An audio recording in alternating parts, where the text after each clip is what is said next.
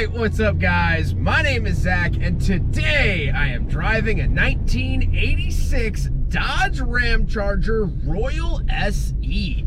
Up front is a 5.9 liter V8, and down below is a 3-speed automatic transmission. Now, I am super excited to be driving this Ramcharger because this is my first time ever driving one. I think this car is incredibly interesting, and I'm excited to share it with you here today. But if you would like to submit your own vehicle, you can head on over to my website, zackpradel.com/submit. It's a quick and easy submission form. It takes under a minute to fill out, and I come out to you. And huge thank you to Doyle Automotive here in North New Jersey for letting me borrow their Ramcharger for today's video. If you want a down-to-earth mom-and-pop style shop to work on your vehicle with great prices and great service, head on over to Doyle Automotive. Their information will be down in the description below. But let's get back to that 383. Well, it was special ordered for this Ramcharger. This is a second owner vehicle, and the original owner wanted it to tow his boat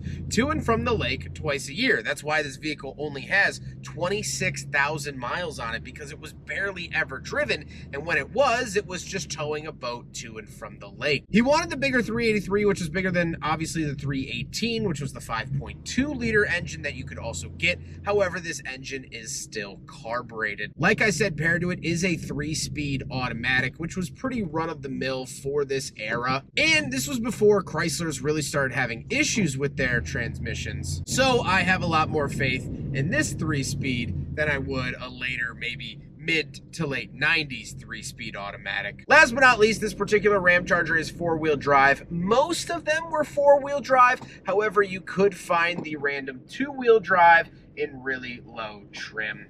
How does it feel to drive the Ramcharger? Well, it drives a lot like the Ram pickup of the same era, for a very good reason. It's the same platform. However, it is a little bit shorter, a little bit stubbier, and so you feel that when you're driving down the street. The bumps are a little bit more at your back door knocking away, as opposed to the Ram, where you have a little bit more space between the bumps. However, that being said, it is a pretty harsh riding SUV, but visibility is good. It is an 80s vehicle, so very thin A-pillars, and I like that a lot. And steering is nice and light, what I expect out of Dodge products. With that stuff out of the way, let's talk about the interior. Well, in front of me, I have 3 gauges. Off to the left is my battery voltage and coolant temperature. In the center is my speedometer, and off to the right is my fuel and oil pressure. The steering wheel does have a very nice 80s look to it. Really enjoy that. And off to the left, we have a climate control vent. Our headlight switch and our wipers are down here on the dashboard. Kind of an interesting placement. Moving on to the door, we do have power windows as well as a grab handle to get in and out, but that's pretty much it. And moving into the center, we do have a little diagram showing you the 4-wheel drive system. Really love that cool piece of history. Our climate controls, this was a factory AC Ramcharger, really cool to see that. And an aftermarket radio, because anything from this era isn't going to keep up with modern tech. And of course, an ashtray and cigarette lighter to finish out that section. We do have our 4-wheel drive lever all the way off to the right. It is large and in charge, and I really like that. I enjoy manual 4-wheel drive as opposed to where you just push a button. It's not very satisfying. I like that satisfying 4-wheel drive clunk. Then moving up into the center console, we do have cup holders, so we will do a big friggin' bottle test. However, the Ramcharger fails, as predicted by probably everyone and their mother. The seats are comfortable, and as you'll notice, they are extremely well kept. They bounce and flop you around in the most loving way possible. They don't offer a whole ton of support, but that's okay. This isn't really a long hauler vehicle, so my back won't really be an issue. However, speaking of seats, even though this is a coupe SUV, we do have back seats, so let's go do a back seat review. All right, I gotta admit, I'm a little nervous for this because coupes are normally not easy to get into, but when they're lifted, it's even worse. So, do I have some type of pull tab? I do. Which way does it go? Oh, it goes away from me. Fold that seat up. Luckily, I do have a running board, so I can get a running start into the back.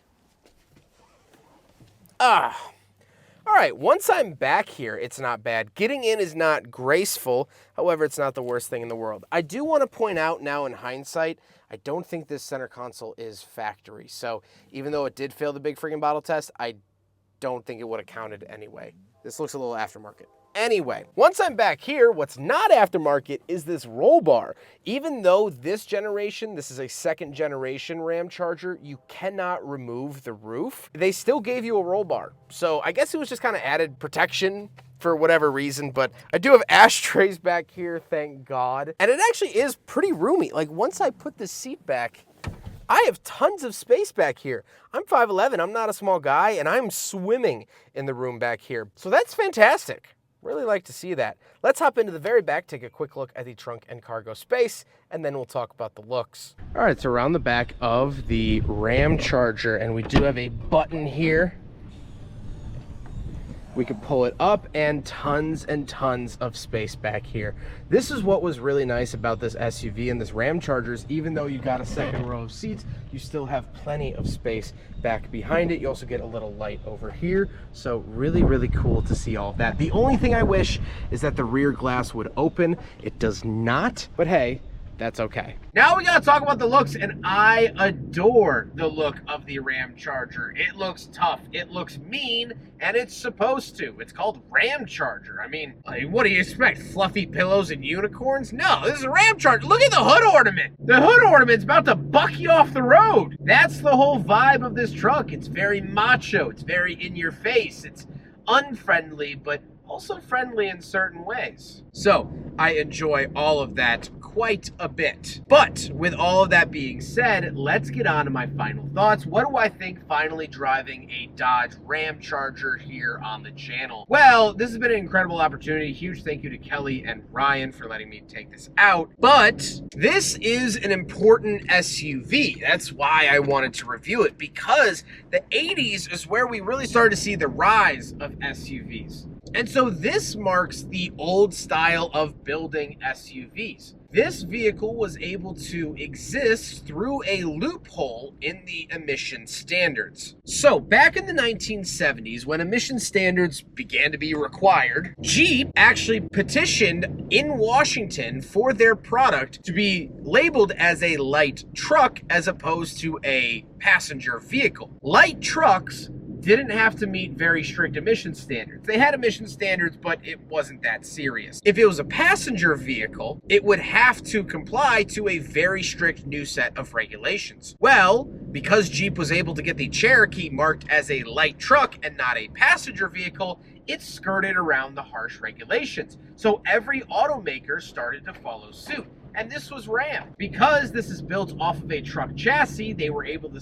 tell the government, hey, that's not a passenger vehicle, that's a truck. And so it didn't have the harsh requirements for the emission standards. So they could kind of engineer it to be whatever they wanted and do whatever they want. And they sold really well. This is a lot nicer of an interior than a Ram 150. This was a more livable vehicle. Now, it is still hard-lined and macho and things like that, but you can see where they started to make these into more luxurious vehicles. You would never see pull tabs like this or design patterns like this on a pickup truck. No. That's a farmer's vehicle. But this was something the whole family could get behind. Hop in. We're going to the lake. Let's have this nice fake wood trim on the doors. Let's have nice grab handles. Let's have nice features. Let's have factory AC, all while not having to conform to the new emissions laws. So we got cool vehicles like the one you're seeing now. And so these ran from the late 70s up through the early 90s here in the United States, and then to 2001